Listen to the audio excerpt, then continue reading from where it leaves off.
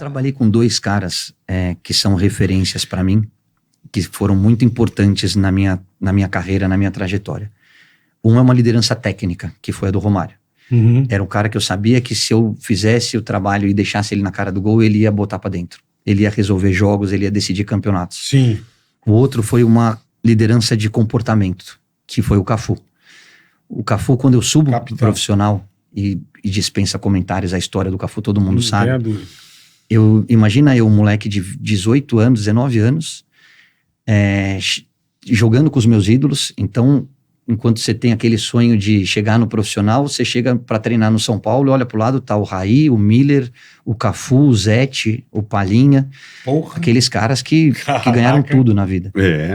E quando a minha primeira convocação pro time de cima, eu tenho 20 anos, eu acabo de voltar do Mundial, eu sou eleito o melhor jogador do mundo e vem a minha primeira convocação com os grandes, né? Naquele Brasil já campeão do mundo, que é o ciclo pós-94.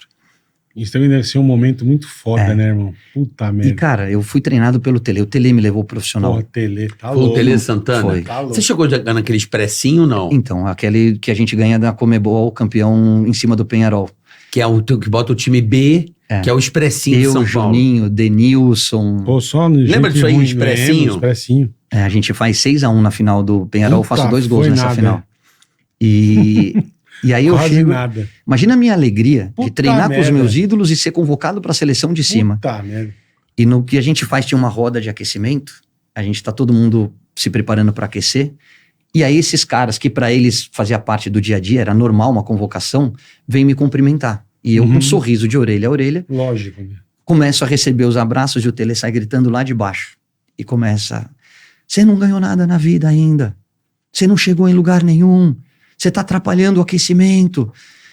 E, cara, só comigo. E eu fiquei muito chateado com aquilo. Primeiro porque eu morria de medo do Tele. O Tele foi o maior treinador da história do São Paulo. Foi o maior treinador que eu trabalhei na minha vida.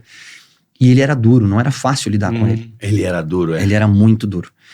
E ele não tava brigando com o Cafu, com o Zete, com o Miller. Ele tava brigando comigo, que era o menos culpado. Os caras que estavam vindo me abraçar, porque viram a minha alegria da primeira convocação.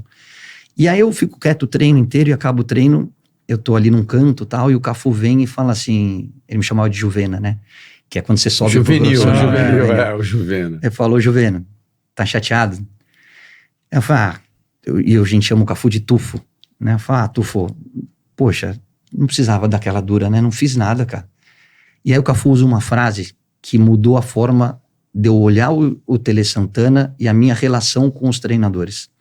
Ele falou uma coisa que eu carreguei pro resto da minha vida. Ele falou: pô, ele é assim mesmo, tal. Pô, deu dura na frente de todo mundo, tu precisava falar daquele jeito. Ele falou: se ele te cobra, é porque ele acredita no teu potencial e ele vê margem de crescimento.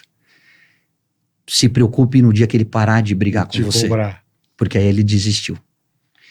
E aquilo me fez enxergar o Tele de uma outra maneira. Eu queria tomar dura todo dia, eu queria que ele me cobrasse, que ele me tirasse da zona de conforto, porque na minha cabeça é porque ele acreditava que eu tinha potencial para chegar longe na minha carreira. Arregaçar. Então, uma frase de um cara do tamanho do Cafu mudou completamente a minha relação com o Tele. Né? Você vê que é uma palavra que realmente muda tudo, né? Porque o normal era eu ficar chateado, ficar bravo, ficar puto, não querer...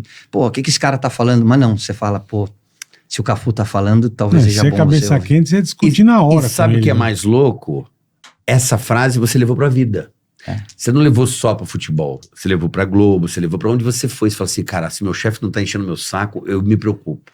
E eu trabalhei com grandes caras. É uma boa dica, né? Trabalhei com o Thiago Leifert, que é meu irmão, e é um cara absolutamente fantástico. Eu nunca vi um cara tão focado em televisão igual o Thiago Leifert. Focado em televisão. Focado, bola. E em videogame, ama videogame também. Sim, mas ele trabalhando, o Thiago Leifert, eu tive o privilégio de trabalhar com vocês, e inclusive vou contar essa história, que eu também sou muito grato à sua pessoa.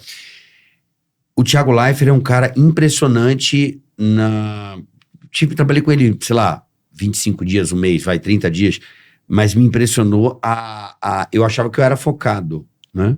Ele é 70 vezes mais focado. Ele é do workaholic. É impressionante o detalhe de cada coisa, ele cuida de tudo. Ele entende do produto, né, televisão, ele entende de esporte e ele entende de pessoas. Eu acho que isso é muito diferente. Caio é muito foda. Porque pra chegar onde ele chegou o Thiago é muito foda. No nível de exigência que se tem um cargo desse tamanho, não é só talento. É você entender que todo mundo tem o seu dia ruim, que às vezes você precisa de um apoio. Sim. Você precisa dar... E um outro cara que eu sou muito grato é o Galvão. Porque, cara, o Galvão é o maior narrador da história desse país. Sim. É genial, agora tá lá na Band, e é um cara que eu tenho muito apreço, muito carinho. E eu gosto muito dessas frases de efeito. E eu tive meu problema do câncer, enfrentei a quimioterapia, radioterapia, graças a Deus estou bem de saúde. Amém.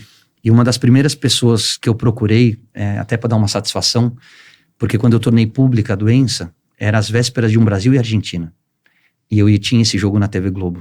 E o Galvão ia narrar esse jogo. Então, primeiro eu falei para os meus diretores, porque eu escondi até quanto eu pude. Mas o teu psicológico abala, né? Cara, é um soco no estômago. Imagina você não ter nenhum histórico e de repente Tyson, ser né? diagnosticado com câncer e ter que fazer quimioterapia e perder todos os pelos do corpo. E eu tenho 2 filhos que são a paixão da minha vida, o João e a Valentina. Eu vivo para eles, são meu combustível para tudo. E eu não queria tornar a doença pública, porque eu não sabia como ele ia reagir. E eu não queria trazer esse trauma para ele, para uma criança que na época devia ter 10 anos e já tem conhecimento de tudo que está acontecendo.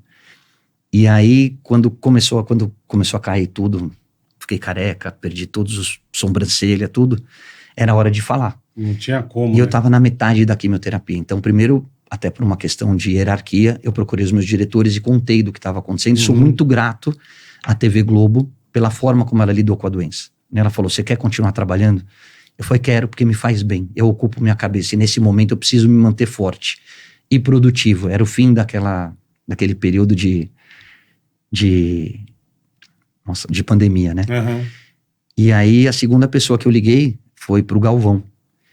E o Galvão usou uma frase muito forte, que é a cara dele. Ele falou, você enfrentou grandes adversários, você enfrentou grandes batalhas, e agora fora de campo você vai enfrentar a maior delas. E eu tenho certeza que assim como você venceu na carreira, você vai passar por essa também.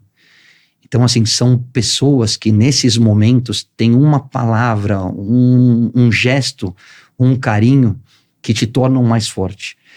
E eu passei a ter conhecimento de um mundo que eu não tinha, né? E que muitas pessoas também, às vezes, não estão passando por isso, mas tem algum parente próximo. Então, assim, até aproveitando a audiência de vocês, cara, às vezes você toma uma rasteira da vida, mas levanta e volta mais forte. E quanto mais cedo você diagnosticar, maiores são as chances de cura. Certeza. Então, assim, faz exame de prevenção, vê se tá tudo bem, faz os exames de rotina, seja ele um exame de esteira, um exame de coração, um check-up. Sangue, qualquer coisa. E não tenha medo da resposta, porque às vezes a gente tem medo de fazer a pergunta certa com medo da resposta. Mas a resposta, por mais dura que ela seja, é uma virada de página para você enfrentar de frente o problema. É uma oportunidade. É uma chance, é oportunidade. É isso. É isso aí, Caio. É isso aí. E quando você consegue transformar as dificuldades em oportunidades, eu acho que você sai muito mais forte de tudo isso. Não tem a menor dúvida. É isso aí, grandes palavras de Caio Ribeiro. Amigo. Mas que legal você dar esse depoimento, né? Porque assim... Essa força. Pô, todo mundo aqui já teve bola, quase morreu. Também foi numa dessa, igual você, ele... Exame de rotina. O Bola poderia morrer dormindo. 4 safena e uma mamária. Tava quase infartando. E aí estamos aqui, forte. Firme aí, forte, gigante. Caião. Porra, é isso aí, meus Firme amigos e forte. queridos. Mas que legal, Caio, você poder contar isso. Porque Isso é muito legal mesmo. porque é uma doença muito Muito delicada, bacana. né? Muita gente atravessa por isso, né? Todo mundo tem um drama familiar, eu tenho. Enfim, perdi uma irmã muito jovem, né? Pro câncer, assim.